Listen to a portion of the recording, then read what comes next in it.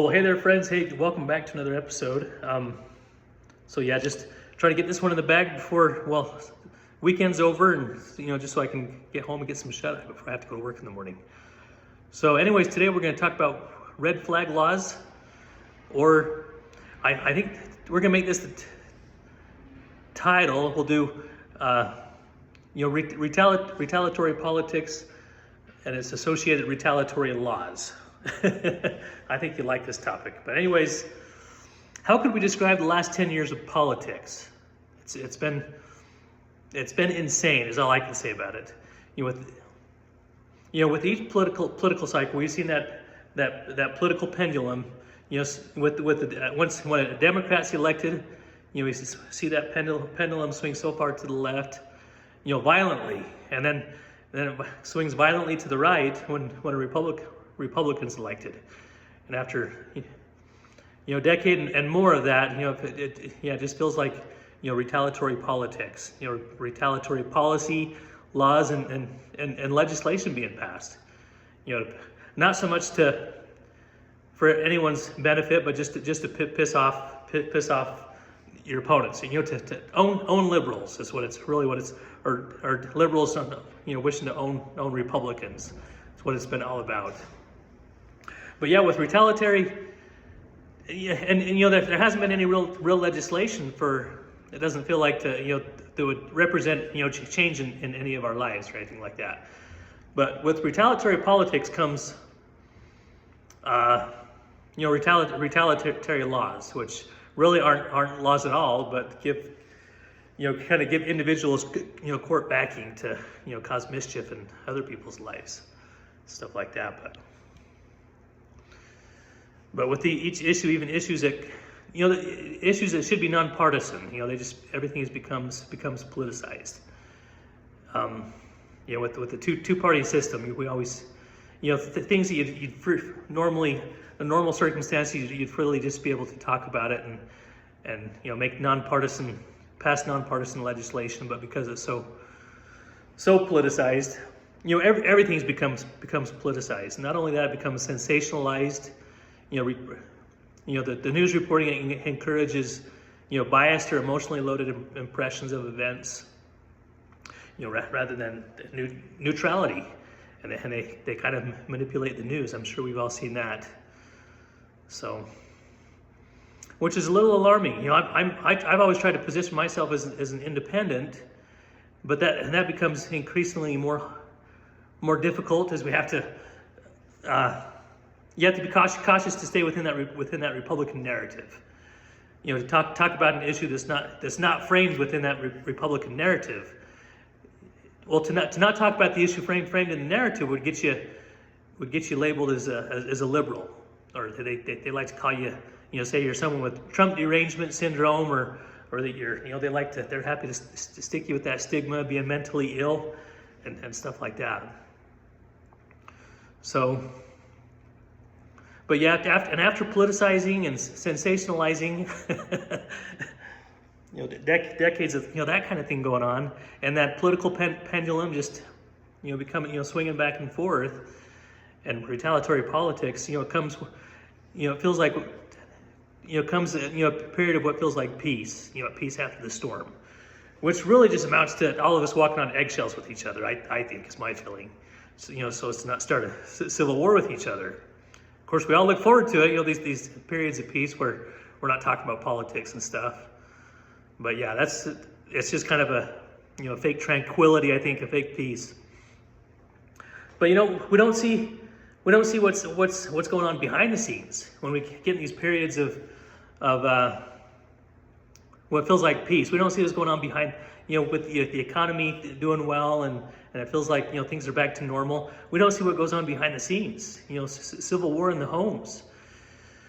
The unseen and unheard people that get caught up in the political undertow of retaliatory laws and stuff like that, which a lot of times are a result of retaliatory politics and stuff.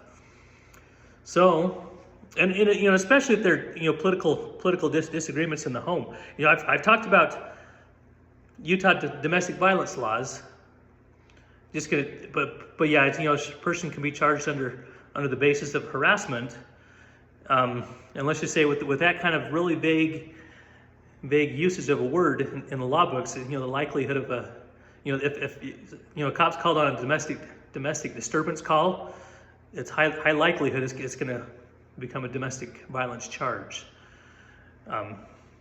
Just with a really vague description like that, harassment on the law books like that can be construed however the police officer wishes to use it. And believe me, it's going to be their intention to want to incriminate you. And another law that I want to talk about would be, kind of accomplish the same desired outcome would be red flag laws. We'll kind of get into that today, which really is I hope we'll kind of put that in context. What a domestic violence law, and contextualize it with these red flag laws. It kind of accomplishes the same thing. But red flag laws have been passed in 19 states plus Washington D.C. This accounts for half the population in the U.S. I mean, Utah, we're still safe here for the time being, but yeah, you always hear them, promoting that on some of the news outlets on the radio and stuff here in Utah. But before I share this, let me just say I'm not a real big gun person, mostly because I've been a felon for the last 10 years, so I can't personally even carry a gun. But before that, I was ran my emergency plumbing service repair business, and so your weekends are always tied up with emergencies and stuff like that. So I was pretty pathetic as a dad. It's kind of a big regret of mine. I just never had time, really. I probably would have if I had time and resources and the money, but time to get into sports and go hunting and all that kind of thing, it just wasn't there, I guess. Being an emergency tech and having your weekends tied up. But with that being said, I just hope to be able to score points with neutrality with you, and be able to present this in a kind of nonpartisan way. It really shouldn't be politicized. But this law, red flag laws, it says that if a family member, a police officer, or even a doctor can petition the court to have your firearms removed on a concern that you may be in danger to yourself or others.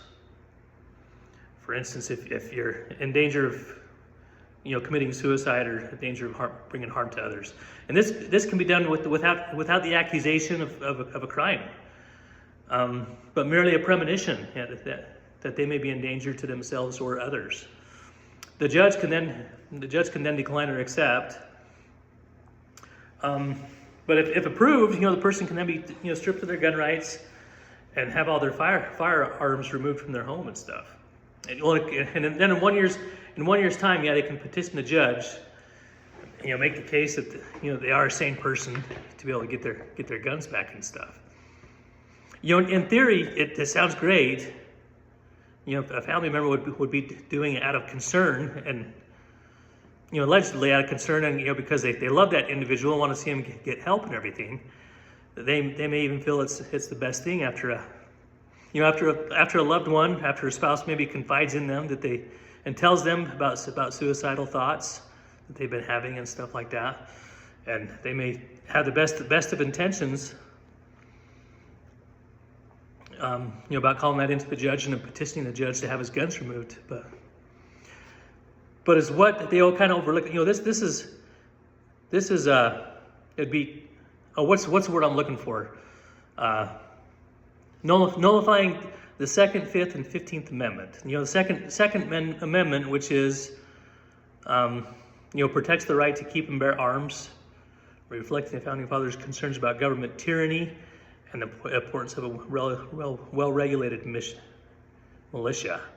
And the other one, the Fifth and 14th Amendment touch on the presumption of innocence, until a person is considered guilty, and they're able to bypass that, just on a premonition that a person is not safe.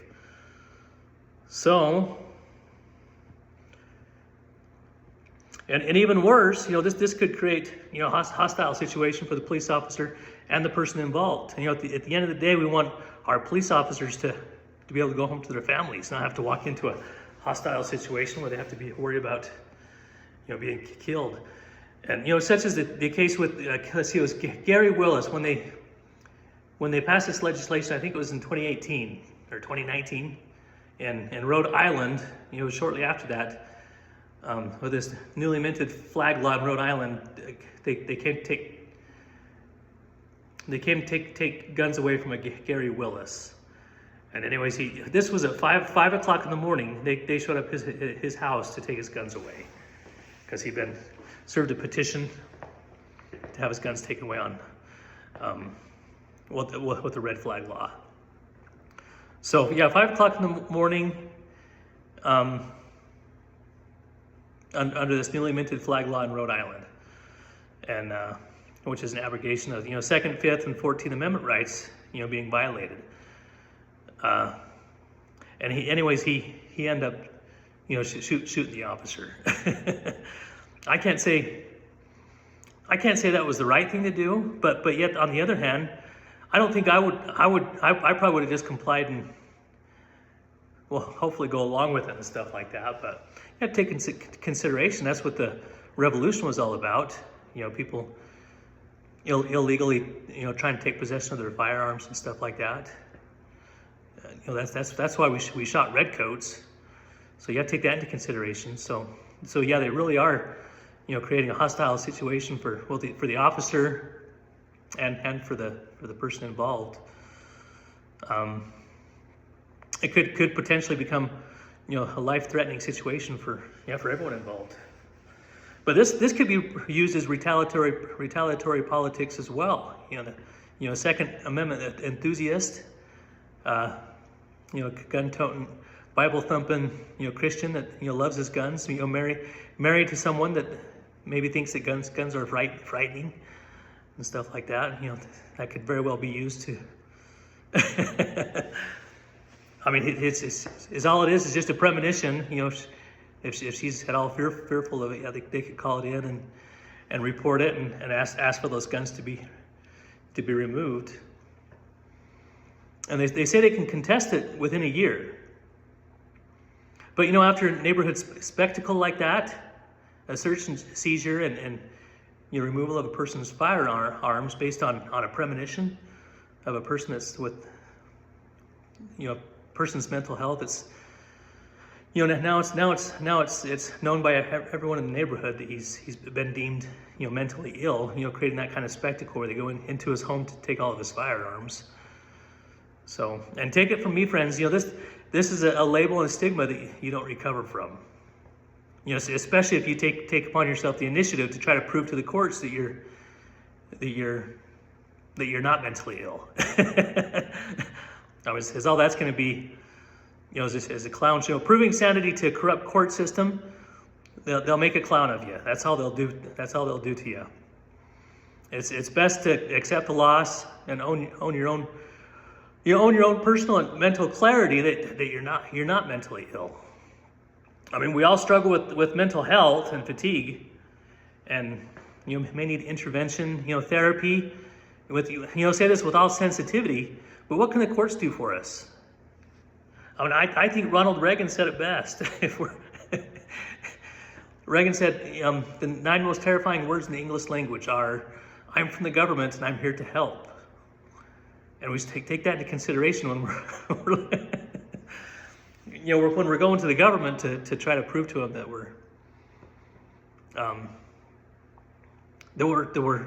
we're mentally healthy and stuff like that. They'll turn us into clowns, and there's no.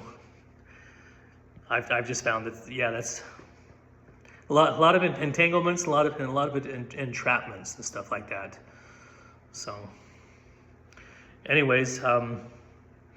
But yeah, in closing, at the end of a political season where political tensions are high on both sides, and it feels like there's sometimes no end to the retaliatory politics.